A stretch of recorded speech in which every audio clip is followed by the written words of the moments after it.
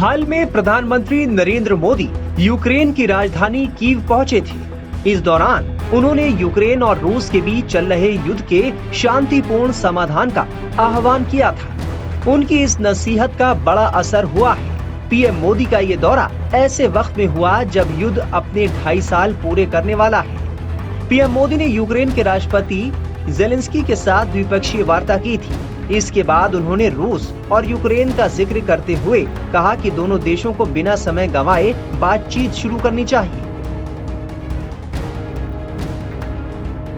उन्होंने कहा था कि दोनों पक्षों को एक साथ बैठना चाहिए और इस संकट से बाहर आने के रास्ते तलाशने चाहिए। पीएम मोदी के यूक्रेन दौरे पर अमेरिका, चीन समेत पूरी दुनिया की मीडिया की नजर थी। पीएम मोदी ने ऐसा कूटनीतिक दांव चला जिसकी दुनिया तारीफ कर रही है और अब उसके नतीजे भी सामने आने लगे हैं। लगातार भयंकर होते रूस यूक्रेन युद्ध के बीच 24 अगस्त को दोनों देशों ने बंदी बनाए एक दूसरे के 230 सैनिकों को रिहा कर दिया।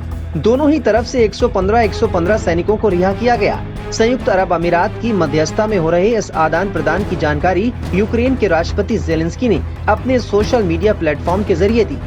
यूक्रेनी राष्ट्रपति ने घर वापस आए सैनिकों की तस्वीर शेयर करते हुए लिखा, हमारे 115 जवान वापस अपने घर आ गए हैं।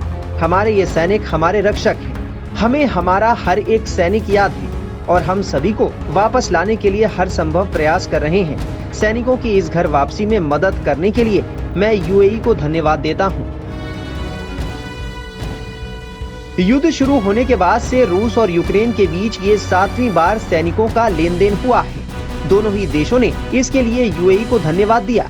यूएई ने इस पर बयान जारी करते हुए कहा था कि हमने यूक्रेन और रूस के बीच युद्ध बंदियों का सफल आदान प्रदान करवाया है। ये यूक्रेन के युद्ध में हमलावर रुख अपनाने के बाद में पहला आदान प्रदान था। दोनों ही देशों ने इस पर शांति पूर्वक अमल भी किया है। हाल में यूक्रेन दौरे पर गए प्रधानमंत्री मोदी ने वहां जाकर कहा था कि भारत हमेशा शांति के पक्ष में रहा है और हमारा मानना है कि युद्ध से किसी भी मुद्दे का हल नहीं निकल सकता। हमें शांति के लिए बातचीत की टेबल पर आना ही होगा। पीएम मोदी ने इस दौरान जेलेंस्की को भारत आने का न्योता भी दिया। पीएम मोदी ने जेलेंस्की से कहा कि पिछले दिनों जब मैं एक बैठक के लिए रूस गया तो मैंने वहां भी साफ साफ शब्दों में कहा कि किसी भी समस्या का समाधान कभी भी रणभूमि में नहीं होता। समाधान केवल बातचीत, संवाद और कूटनीति के माध्यम से होता है और हमें बिना समय बर्बाद किए उस दिशा में आगे बढ़ना चाहिए। दोनों पक्षों को एक साथ बैठना चाहिए और इस संकट से बाहर आने के रास्ते तलाशने चाहिए। हालांकि रूस और यूक्रेन एक बार फिर आमने सामने आ गए जब यूक्रेन की ओर से रूस के शहर सारातोव की सबसे ऊंची 38 मंजिला इमारत पर ड्रोन हमला किया गया।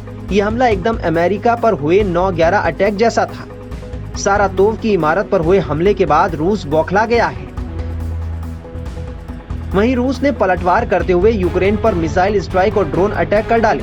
दावा किया जा रहा है कि रूस ने हाइपरसोनिक मिसाइल किंझल का भी इस्तेमाल किया है। यूक्रेन के एयर डिफेंस सिस्टम ने रूस की 15 मिसाइलों और इतने ही ड्रोन्स को मार गिराया है। इसके बावजूद हमला तगड़ा था। यूक्रेन के कई शहरों को नुकसान पहुंचा है। रूस के हमले में मारे गए लोगों के प्रति जेलेंस्की ने संवेदना व्यक्त की है। उधर पुतिन ने बयान जारी कर कहा कि अब कोई बातचीत नहीं होगी, यूक्रेन को करारा जवाब मिलेगा।